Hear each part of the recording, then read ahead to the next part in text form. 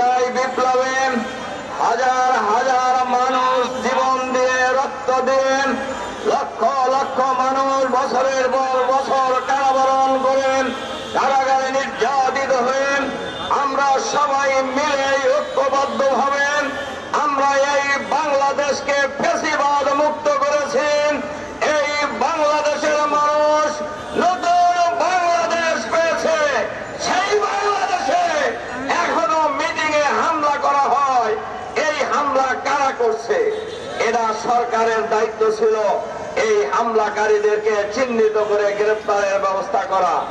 আমরা শুরুতেই বলে আসছি, সরকারের ভিতরে বাইরে ফ্যাসিবাদের দোসররা লুকায়িত আছে।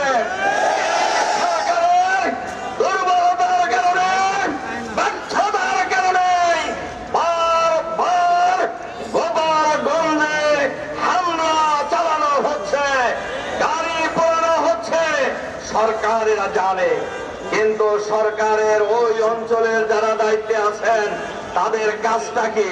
কিন্তু আমরা এখনো লক্ষ্য করেছি, ওই কোন সরকারি কর্মকর্তাকে তো ওখান থেকে উদ্যোগ করা হয় নাই, কাউকে তো পদত্যাগ করতে বাধ্য করা হয় নাই। তাহলে বোঝা যায়, বেড়া যদি ক্ষেত খায় সেই ক্ষেত কেউ রক্ষা করতে পারবে না। আমরা পরিষ্কার ভাবে বলতে চাই, সরকার যদি সঠিক ভূমিকা রাখতে না পারেন, গোপালগঞ্জ বাংলাদেশের 56,000 বর্গ মাইলের বাংলাদেশের বাইরে কোনো জেলা নয়। কাজেই গোপালগঞ্জে যারা এই সন্ত্রাসী কর্মকাণ্ড একের পর এক চালাচ্ছে আর সরকার নীরবে এটা সহ্য করে যাচ্ছে, এতে আমরা এই দেশের মানুষের মাঝে প্রতীয়মান হচ্ছে সরকারের মধ্যে ফ্যাসিবাদের ভূত আছে। এই ভূত সরাতে হবে। সন্ত্রাসী যেই হোক তাকে গ্রেফতার করতে হবে, বিচারের আওতায় আনতে হবে।